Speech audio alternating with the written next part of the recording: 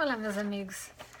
Hoje a gente vai conversar um pouquinho a respeito da Igreja de Jesus Cristo Reorganizada, que hoje em dia é conhecida como a Comunidade de Cristo.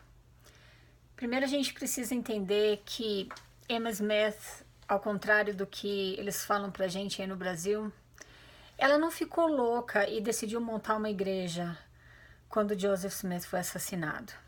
Eu já expliquei para vocês num vídeo anterior o porquê que eles deram sequência à igreja lá, lá no Missouri, presidida pelos 12 apóstolos, pelos apóstolos que ficaram com ela e não por ela.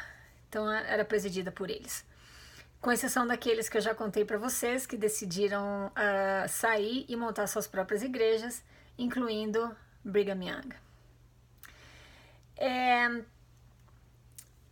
Bom, quando Joseph Smith III ele completou 27 anos de idade, em 1860, ele então decidiu relutantemente assumir a presidência da igreja.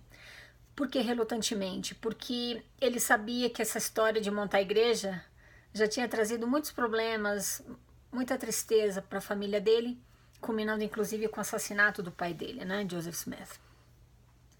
Então, quando ele assumiu a presidência da igreja, ele veio aqui para Utah conversar com Brigham Young e falou para ele: meu amigo, que isso? Para que esse negócio de poligamia? Para com isso, vamos juntar todo mundo e ser uma igreja só, porque era assim que tinha que ser. Isso não está certo o que você está fazendo. É claro que você conhece a natureza de Brigham Young, porque eu já conversei com vocês a respeito dele. Ele colocou Joseph III para correr e falou: te arranca daqui, quem manda sou eu. Minha igreja eu faço do meu jeito. Então Joseph III voltou para Missouri. 5 anos depois, em 1865, eles deram o sacerdócio aos negros, tá? Segundo eles, por revelação. Não foi por razões políticas, como a igreja brigamita, que você já conhece a história que eu já te contei. Apesar de Brigham Young in the Journal of Discourses afirmar que os negros só receberiam o sacerdócio depois que todos os brancos tivessem recebido o evangelho. Nada racista essa afirmação, né? Tanto ele era um profeta de Deus que isso não aconteceu, né? Bom, por aí vai. Poligamia também, ele dizia que jamais seria tirada da terra, que era uma ordem de Deus. Falso profeta, né? É responsável pela igreja que você segue aí no Brasil. Então tá. Há 30 anos atrás, a igreja, a Comunidade de Cristo, deu o sacerdócio às mulheres, tá? Eles têm a mesma estrutura que a igreja Mormon Brigamita tem, mas eles não se autodenominam Mormons, não.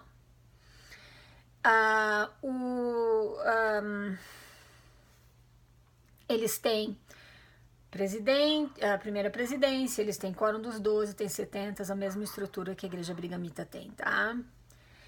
Bom, apesar de Joseph III ser filho de Joseph Smith, ele era muito diferente do pai dele, tá? Ele foi criado por Emma para ser um apaziguador. Enquanto Joseph e Brigham Young também, eles eram extremamente reacionários, manipuladores, eles assustavam, eles chantageavam as pessoas. Como eu já comentei para vocês no caso da poligamia, que ele dizia para as meninas mesmo, né, 14, 16, 18 anos, dizia para elas que se elas não casassem com ele, elas seriam destruídas e a família delas também, porque um anjo havia visitado ele com uma espada e dito isso. Em contrapartida, se elas se casassem com ele, mesmo mulheres casadas de marido vivo, então se elas obedecessem a ordem do anjo, elas e as suas famílias seriam exaltadas. Brigham Young tinha a mesma natureza que Joseph Smith, tá? Mas Joseph III não, ele era um apaziguador. E ele não era um reacionário, ele não era um centralizador de poder como Brigham Young e Joseph eram, tá? Bom, tudo bem. Eu tive a oportunidade de fazer uma visita para a Comunidade de Cristo algumas semanas atrás. Eu queria ver como funcionava, né? Eu aprendi muitas coisas que eu gostaria de dividir com vocês. Por exemplo, o livro de Mórmon. Eles não falam para você que é o livro mais correto da face da Terra. Eles também não te fazem acreditar que o livro de Mórmon é baseado em fatos históricos. Eles te deixam livre para você acreditar em qualquer uma das duas hipóteses. Se você quiser tomar o livro como sendo baseado em fatos históricos, tudo bem. Se você quiser acreditar que é só um romance, uma obra de ficção, também fica à vontade, tá? A igreja, a comunidade de Cristo, ela não tem características de seita que a igreja brigamita tem, tá? Eu vi lá uma diversidade muito grande. Eu não vi pessoas vestidas da mesma forma, né? Mesmo corte de cabelo no caso dos homens, na igreja brigamita. As mulheres vão para a igreja, algumas vão de saia, outras vão de calça. Inclusive, a mulher que estava dirigindo a reunião, que eles chamam de serviço de adoração e não reunião sacramental, ela estava de calça. Com certeza ela tem o sacerdócio, porque as mulheres recebem o sacerdócio lá. Porém, não é como na igreja brigamita, que o menino, né, tem que ser menino, completou 12 anos, vai lá, é ordenado ao sacerdócio arônico, o pai fica todo feliz, todo orgulhoso, né? Ai, meu filho recebeu o sacerdócio arônico, né? O menino nem entende direito o que está acontecendo, ele vai indo, né? Ele vai fazendo tudo que falam que ele tem que fazer. E não me diga que não, porque é assim, se o menino chegar e falar, não, eu não quero receber o sacerdócio arônico, muito obrigada. Pai já torce o nariz, o bispo torce o nariz, já chama ele, vem cá, vamos conversar, vamos fazer umas metas, o que está acontecendo, você tem um testemunho, Então ele tem que receber o sacerdócio. Na comunidade de Cristo é diferente, as pessoas recebem o sacerdócio por indicação de outros membros, tá?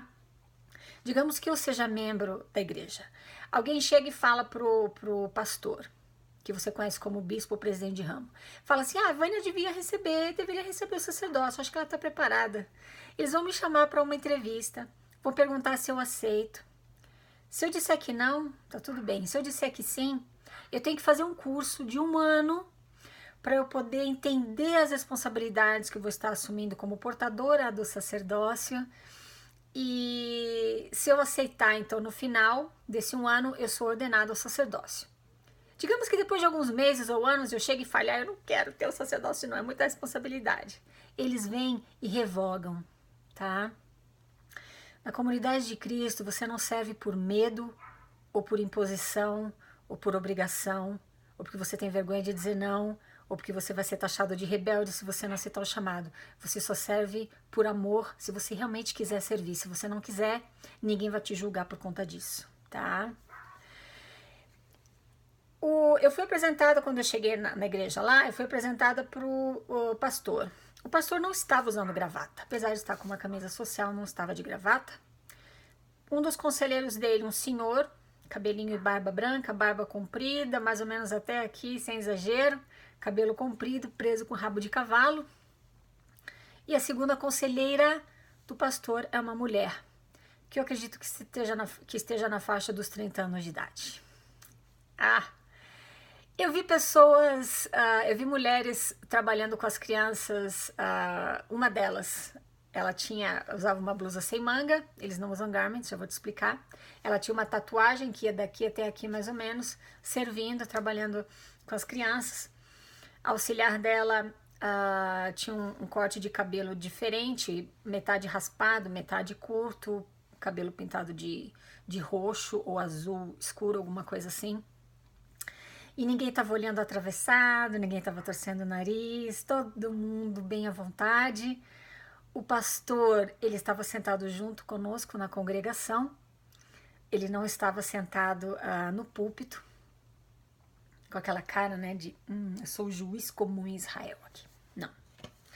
Bom, tudo bem. Eu falei para vocês que eles não usam garments. Não, eles não usam. A comunidade de Cristo deixou os rituais maçônicos também de fora, porque eles entenderam que isso foi algo que Joseph Smith usou para poder subjugar as pessoas, os seguidores dele, porque ele chamou os membros da igreja de seguidores dele, né? No manual da igreja lá, quando ele se coloca numa posição superior a Jesus Cristo. Então eles deixaram os rituais maçônicos de fora. A comunidade de Cristo não faz aqueles rituais, não usa garment. Eles compreendem que aquelas ordenanças não são essenciais para a tua exaltação, como a igreja brigamita te ensina até hoje que é, e mantém as pessoas ali presas pelo medo, né? Eles têm templos, mas eles fazem meditação nesses templos, eles têm discursos, palestras. Você não precisa nem ser membro da igreja deles para frequentar aquele templo, e você não precisa de uma recomendação. Você não precisa de um selo de qualidade chamado recomendação para o templo, que você vai lá, senta com o portador do sacerdócio, né? Parece um robô, te faz aquelas perguntas que ele tá lendo ali ou que ele já decorou na cabeça dele, e você como outro robô também, porque era assim que eu me sentia pelo menos, respondendo sim, não, sim, não, sim, não, sim, não. Oh, pum, aprovado, selo de qualidade, aqui está a sua recomendação para o templo.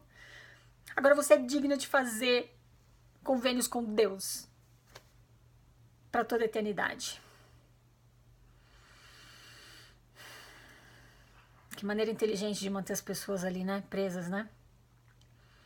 Quero conversar com vocês o porquê que a igreja brigamita prosperou financeiramente e também em números muito mais do que a comunidade de Cristo. Vamos falar sobre isso na sequência desse vídeo. Volto já.